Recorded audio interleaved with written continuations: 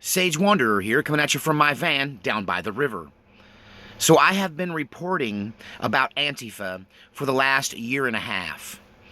I want to talk today about the evolution of Antifa and how they have changed and morphed since I first started reporting on them when I first became aware of them. And just to recap, I became aware of Antifa when people that I knew were involved in the Occupy movement started to cross over into this Antifa group in Portland, and how some of my friends at the time joined Antifa, and how I had it out with one in particular, who I call Evie, who was an Antifa medic. And this would have been about the time of the Scalise shooting that I had this conversation with her. You can see a more detailed version of this in some of my older videos, but if you don't want to go back that far, the essence is this. I tried to explain to her that she was involved with a group of terrorists who are going to all get themselves killed someday. And she tried to convince me that they were some sort of noble organization and that they were right in the things that they were doing.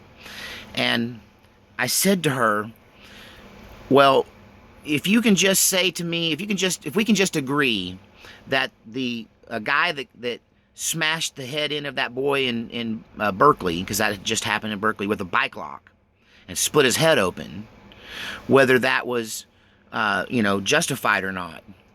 And she said, no, that was totally justified. He was expressing his freedom of speech. And I was flabbergasted that her idea of expressing their freedom of speech is to smash your head open with a bike lock. And I said, because I've been friends with this woman for a while, for a good while. Like, we knew each other really well, pretty well, well, almost intimately. And so I said, okay, if Steve Scalise's shooting, if you can tell me that that guy that shot Steve Scalise is a nut job and deserved what he got, or needed to go to prison or be executed for that attempted murder, then if you'll agree that that was wrong, then we can keep being friends. And she went, no, I can't really do that. I think he was just exercising his Second Amendment right.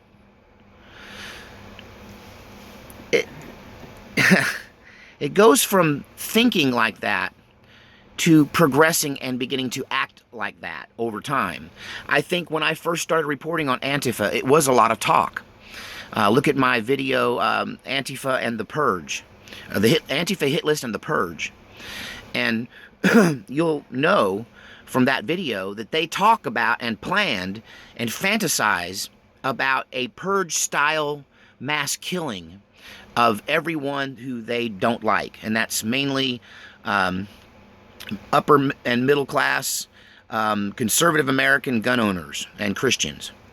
And that's who they see as the main problem. But Antifa also has a saying that's grown more and more widely used, and they display it by spraying it on the sides of walls and buildings in their territory. And it says, liberals get the bullet too.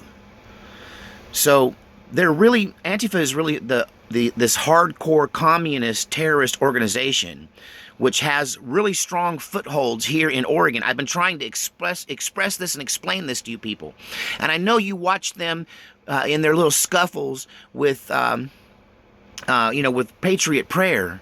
But really, those guys out there on the street that are scuffling with Patriot Prayer, they're kind of junior league compared to the ones that are standing behind them, planning this purge, this revolution, this communist takeover of our country. They're planning it. They've been planning it. And I've just seen them get more and more violent. I've seen their rhetoric get more and more out there. They're not even trying to hide it anymore. They want to overthrow the American way and replace it with socialist, communist dictatorship. This group, honestly, I don't know that there's any connection between the Ocasio-Cortez woman, right, and Antifa, but the things that she says are some of the milder things that Antifa is calling for. So there's this generation of people who hate America, hate Americans, and hate American way of life. And they want to tear it down. They want to take it apart. And so I've seen this go from speech to violent, unarmed combat to now most combat in Portland between Antifa and, say, Patriot Prayer and others is armed. Sticks, clubs. People are getting beaten nearly to death. People have been stabbed in these confrontations. I won't even go into the detailed list of injuries and hospitalizations. And now we can count several deaths directly related to these Antifa actions. When in Eugene recently, and I just did a video about this that has gone somewhat viral. Last time I checked, it was 112,000 views. It's pretty good. But in that video, I talked about this Antifa firearms instructor out of Eugene who took a gun and a backpack full of magazines to, and I not talking about the kind you read, so if you're not a gun person, you might call it a clip, but, magazines that go in your pistol, and he took a backpack full of those and tried to muscle his way into a school that was guarded by 2 Eugene police officers who shot him in the front of the school when he drew his pistol out and tried to kill the policeman. And right immediately following that, the outcry from Antifa was that the cops in Eugene executed that guy.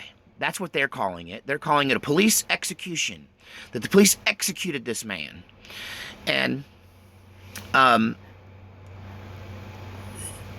it's insane. It just doesn't make any sense unless your goal is to cause and foment an insurrection and an uprising within the United States. And this is happening in Oregon. It's happening in other places as well, but it seems to me, and I've always said this from the beginning, that the capital of the Antifa movement in America is Portland, Oregon. And Eugene, it seems to be a little more off the hook and off the hinge. They're more radical in Eugene. And it could be, part of it is that Eugene is in that edge of Oregon that is red. That's on, Portland's kind of deep in the blue spot. Eugene's this little blue spot surrounded by red because, southern Oregon, central Oregon, eastern Oregon is very much conservative territory and gun territory, gun land. So some of these people don't have the fear of guns that the Antifa in Portland might have. They're not gun people, but the people in Eugene, the Antifa in Eugene, are more probably closely related to guns and used to seeing them, and maybe they already knew how to shoot. And so certain people, like this guy who got killed by the by the Eugene police, he was training Antifa. I guess you could say he was training Antifa, future, secret police. If things keep going this way, that's what they'll end up being, like the brown shirts. They're already starting to be like the brown shirts in Germany, a terroristic arm of a radical political party. And that's how I see Antifa, a terrorist paramilitary organization that is the paramilitary illegal arm of a radical political party, we'll just call them the progressives, I guess. They want to call themselves democratic socialists. So these democratic socialists have this wing of violent protesters that, we call Antifa. They call themselves Antifa. This group is going to continue to carry out violent actions on behalf of the political party, while this political party the whole time is distancing themselves from it. They're denying that the Democrats deny they have anything to do with Antifa, and they'll be like, well, and they'll downplay everything. They'll just downplay everything Antifa does. They'll try to make you think Antifa is no big threat. They'll say, oh, they were just protesters, when really they're violent thugs on the street dominating people and bullying people and daring them to fight them. And it goes on all the time in Portland. You can just sit and watch endless hours of it. It's every single weekend now. Every single weekend. And it goes on during the week as well. And I've watched Patriot Prayer Movement get more and more militant themselves. They've gone to demasking or unmasking Antifa. They'll just run up and go, take your mask off, and they'll bully you until they can reach up and grab and rip their mask off. And I'm not saying there's anything wrong with that. I'm just saying you can see the violence escalating. You can see it ratcheting up day by day. I recognize that this shooting that happened at this school is just the beginning. And of course, if you watched my video, you know that the Antifa firearm instructor got shot at the middle school by Eugene police. And then 3 days later, there was incendiary bombs found planted all around the police station. Antifa has always known in the planning of their purge that they were not going to be able to just like sneak into your house and kill you in your sleep without the police doing something about it. That they were going to have to deal with the police. So much of Antifa planning that I have overheard, that I have heard them bragging about, that I have seen them talk in code about. Yeah, they can talk in code right in front of you, but if you know what they're talking about and you know their language, you can decipher it. But they intend to take out police stations. They intend to attack police stations. And I think that was a dry run, or maybe it was a failed attempt. Maybe they didn't have enough. Maybe they got called down from the powers that be higher up in the Antifa chain, and were told, you know, draw back from that. It isn't time to attack the police stations yet. But that's part of what they're going to do. It may be the first sign that the purge is on. This night of mayhem that Antifa fantasizes about.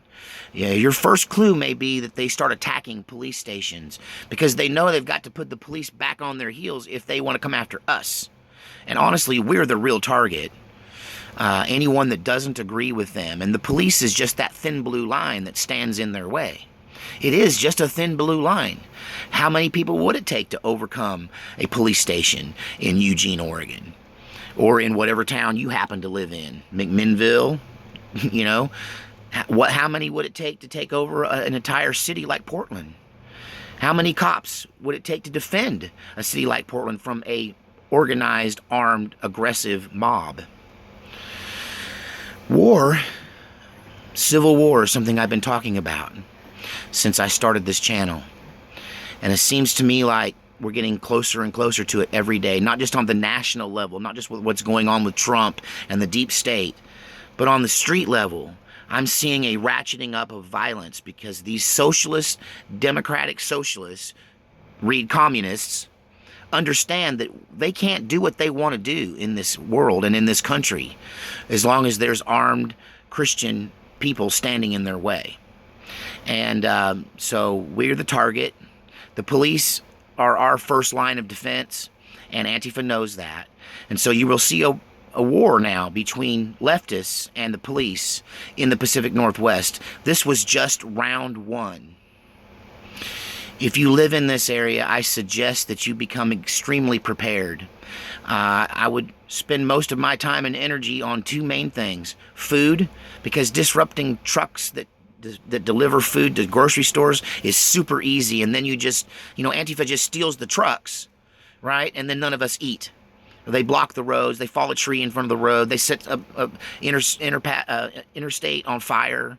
You know, anything like that could stop the food supply. So prep by getting food, and then make your house so secure that a battering ram couldn't take the front door down.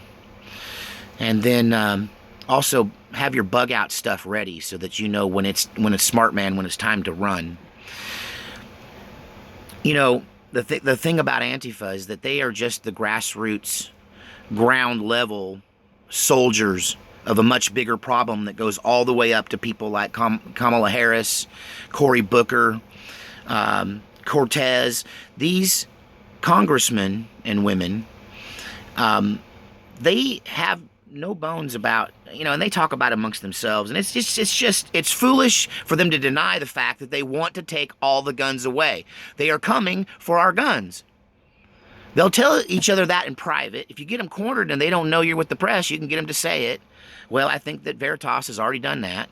You know, they'd take them all. I've heard Feinstein say back in the day, if she could have got away with it, she would have told Mr. and Mrs. America, turn in your guns. You know, I see people talking about burying their guns. Don't bury them for some future use. Stand your ground. If they come for your guns, do not comply. That's all we can do, is resist. Because it's unconstitutional to violate our Second Amendment rights. It's a violation of the Constitution that many have sworn to uphold. So there's a video that I'm recommending. It's called The Enemy Within, From D.C. to Your Doorstep by Reid, R-E-I-D, Henricks, Henrichs. I sent a post out about this video earlier. If you didn't get that post, then definitely look up Reed Heinrichs. You can also find a link to his video in my liked video sections. It's one of the videos I recently liked, so you can look in that playlist and find it there as well. And I'm going to try to keep you updated on the feel from the local situation here in Oregon. It's heating up. Guys like Justin Trouble, make sure and subscribe to his channel. He's feet on the ground in Eugene. Airliner World is a guy that you can check out on YouTube that shows a lot of this stuff going down on the Portland streets. And yeah, it's starting to look more and more like Nazi Germany in 1933. God save our republic.